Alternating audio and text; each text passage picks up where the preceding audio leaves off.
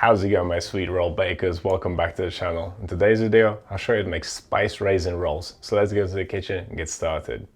I'm a full-time chef, as most of you already know. The vast majority of my baking is done at home for the main purpose of creating videos for you. But sometimes, as a special treat, I do bake at work. And more often than not, I post pictures of those bakes in the community tab of my channel. And in one of my recent posts, I did share a picture of some spiced raisin buns. And quite a few of you asked me for the recipe, so here it is. Nice soft buns, flavored with mixed spice and filled with candied peel and raisins. It's a great little recipe, so let me show you how it's made. Starting with the ingredients for the dough, we'll need some white bread flour, milk, salt, yeast, some brown sugar, mixed spice, butter, raisins and some candied orange peel. Candied peel and mixed spice are quite common ingredients in Britain. Mixed spice is commonly used in hot cross bun recipes. It is made up of cinnamon, coriander seeds, dill seeds, ginger, cloves and nutmeg. But don't worry if you can't get a hold of this. This kind of recipe is super customizable. You can use any spices you like, or even swap the spice for cocoa powder. And you can use different dried fruit and even change the sugar. Now moving on to the filling, we'll need some sugar, cinnamon and some butter. And of course this can be customized too. If you're making chocolatey buns, swap the cinnamon for cocoa powder or make a mix of both. The icing will be made from icing sugar and lemon juice. And last but not least, when these buns come out the oven, we'll brush them with some hot sugar syrup made up of water and sugar. When it comes to the equipment, we'll need a tray with some non-stick paper, we'll need a bowl for mixing our dough in, scales, a dough scraper, a temperature probe, a brush, a sieve for sifting the icing sugar, we'll need a rolling pin, a whisk, and we'll need the piping bag for the icing.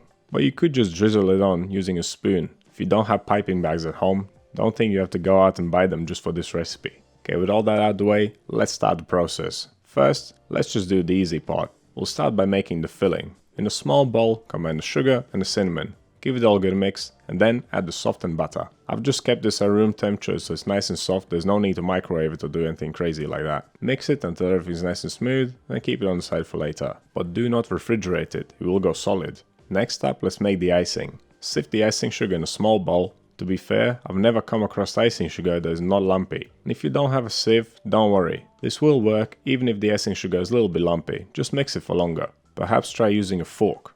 Okay, add the lemon juice to the icing sugar and mix until it's nice and smooth. It should be the consistency of toothpaste. If yours is too runny for any reason, add some more icing sugar. But if it's too stiff, then add a drop or two of lemon juice. When you're making icing, a little bit goes a long way. Okay, transfer the icing to a piping bag, tie it up and leave it on the side for later. And do not refrigerate this either. Okay, let's get on with the dough. First things first, temperature control. My kitchen is around 24 degrees Celsius or 75 degrees Fahrenheit. We're aiming for final dough temperature of around 24 to 25 degrees. So I'm just using room temperature milk. After we finish mixing, the dough should end up at this temperature. But if it's here or there a couple degrees, don't worry about it. Okay, so in a large bowl, add the milk, the yeast, the salt, the sugar, the spice mix, the raisins and the candied citrus peel. And then give it all a good mix. Ideally, you want to use a whisk here. It makes the job a lot more efficient. You want to melt the salt and sugar completely before adding any other ingredients. We're going to use a different method for adding butter to this dough. I showed it to you in my no knead brioche video. It's kind of like a cake making technique. To stop the butter from splitting and to ensure that the mix is nice and smooth, we'll add 4 tablespoons of the flour to the mix, then whisk it until it's smooth, and only then add the butter and whisk again. This technique works perfectly, and so far it's the best I've found when making no knead bread. Of course the butter should be soft, and you may ask, why don't I just melt the butter? My answer is, I don't want it to be too warm, and I don't want to add another step to the process. Leaving it out at room temperature will make it soft enough, unless it's winter, then you might need to melt it. But do cool it down a bit before you use it. Okay, after adding the butter, add the rest of the flour and then mix it to a dough. It'll be very loose and sticky, that's exactly how it should be. Wet your hands with water whenever you're handling sticky dough like this. After mixing, check the temperature. My dough came out a little bit cooler than I wanted it to, but that's fine.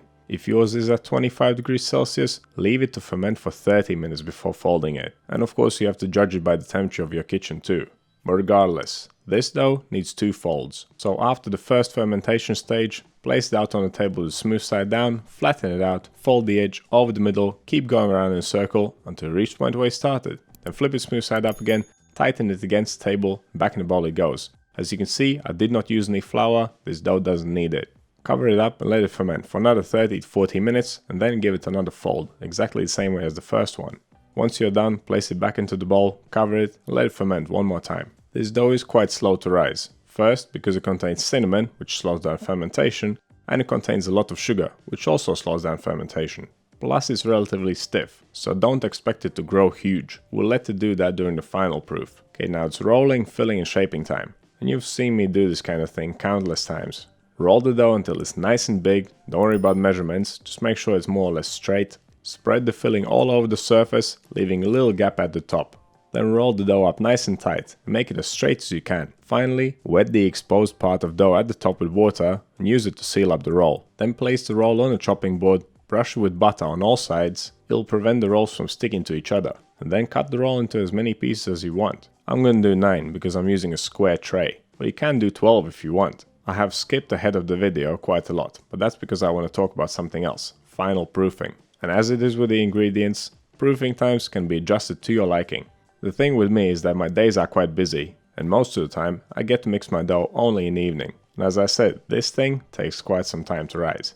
And of course, yes, I could have used more yeast and made it warmer, but I didn't. So the dough has gone through bulk fermentation, the final proof is left, but it's getting late. So after shaping, I'm going to put my rolls in the tray and leave them to proof for 1.5 hours, and then before I go to bed, I'll pop them in the fridge and I'll bake them the next day. If you don't want to wait for the next day, simply leave them to final proof for around 2.5 to 3 hours. You really want them to puff up well before they get baked. But if you are going to bake them on the next day and you have more time than I did, then also let them rise for at least 2.5 hours before you put them in the fridge. There is so much butter in this recipe that as soon as you put these rolls in the fridge they go solid and they will not rise much at all. So if you do have time, then you definitely want to get them oven ready before you put them in the fridge. That way, on the next day, you can just take them out from the fridge whilst the oven is preheating, let them warm up and soften a little bit, and then bake them as soon as the oven is warm enough.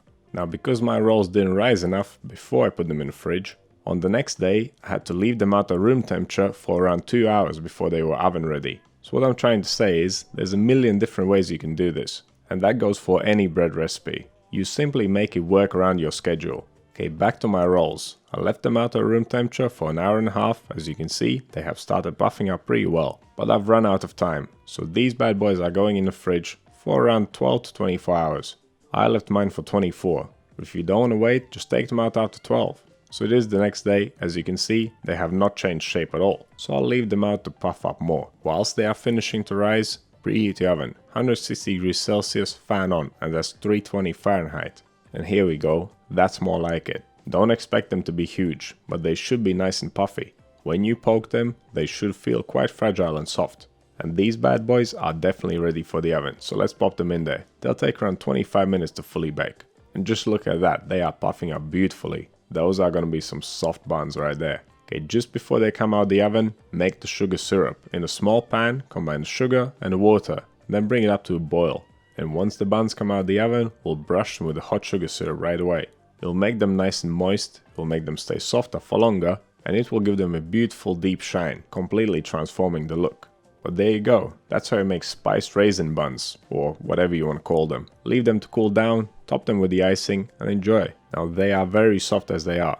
But if you want them to be extra soft as they could ever be, and if you want them to stay softer for longer, for any reason, not that these delicious things would last long, then I would suggest trying incorporating the scalding method in this recipe, like I did in my super soft cinnamon roll video. If you don't know about the scalding method, you can find a video about it in the Principles of Baking playlist. As always, experiment and see what works for you. So what do you think of this recipe? What would you change about it? Let me know that in the comments. If you want to see more videos like this one, click over here. Subscribe to the channel, click right here. That's all I have for you today. Thank you so much for watching. I'll see you in the next one.